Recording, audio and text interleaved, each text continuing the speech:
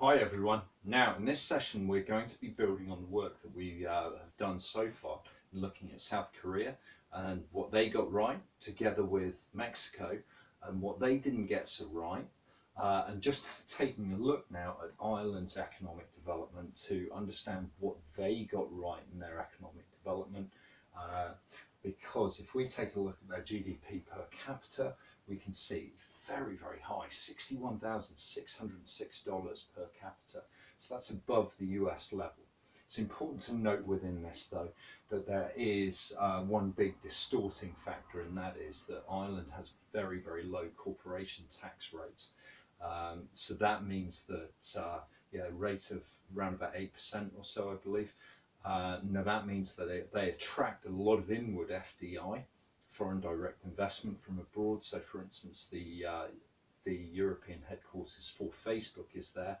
Now what this means, of course, that a lot of profits are declared in Ireland but are not necessarily earned in Ireland. Okay, so this isn't necessarily telling us the whole picture, and if you look at the GNP per capita figure, the gross national product figure, you'll find that there is actually quite a difference, and that's often not the case within economies, but it certainly is with Ireland. Okay, so let's move on and let's take a look at what's happened for Ireland and what's gone well here. Okay, so firstly, they didn't undertake any sort of rapid growth. There was no catch-up growth as we've seen on the solo model through from the 1920s to the 1950s. It just didn't happen, and Ireland was largely an agricultural based economy.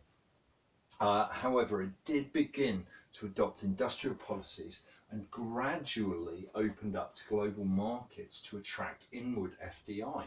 Now, this is interesting because we see certain similarities here with China's approach of a gradual opening up to foreign trade, a gradual opening up of their capital account to allow transactions overseas and to allow those cross-border flows to actually take place and inward in FDI to come in. Of course, that would have facilitated those same technological and human capital transfers that we've discussed a number of times. Okay, so that's a big similarity here with China and Ireland's development. Moreover, we can see that Ireland also focused on creating special government agencies to guide and steer foreign direct investment and manufacturing within the economy. Okay, so Mexico clearly didn't do this, and that meant that they weren't able to fully exploit the comparative advantages that they actually have. Okay, what else? Well, for instance, we've got increased government spending on education. Again, something else that Mexico just failed to actually undertake. And going back to the solo model, we've seen how important education is in developing the quality of your labour force to generate more ideas and innovation, and therefore to help boost GDP in the future by undertaking innovative processes. Okay, so that's obviously a really important point. They've also adopted new tax, fiscal and monetary policies to control high government deficits and inflation. This was a problem in Mexico, of course, where debt had run out of control, particularly in the 1980s, and culminated in the Latin American debt crisis and Mexico's default on their debt. Okay, so Ireland, meanwhile, had undertaken those difficult reforms there. China, of course, really needs to focus in on bringing in their provinces in terms of their spending and making sure that they really are being fiscally responsible. Okay. Moreover, we also see that they've promoted domestic investment and targeted exports to the US and Europe. Okay, so the fact that their location is close to the European market obviously works in their favour. They've also had the prospect of becoming a full sort of EU and then Euro member as another sort of target to work their economies towards as well.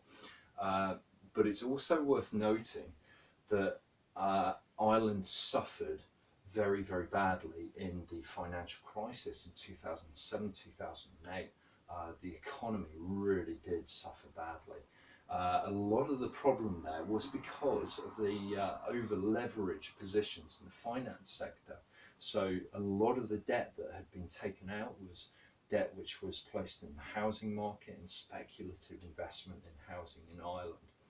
And a lot of that debt went bad.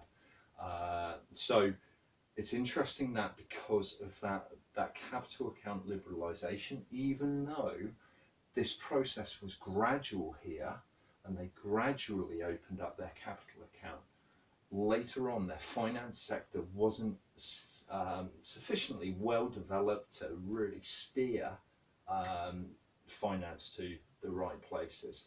But then again, was the US's and was the UK's? Well, yeah, fundamentally not. So it wasn't really a problem which was unique to Ireland, but it's worth just being aware of that. Okay, so there we go. That wraps up our little series where we're just running through these different potential problems related to the middle income trap. Okay, hope that's useful. Thanks, guys.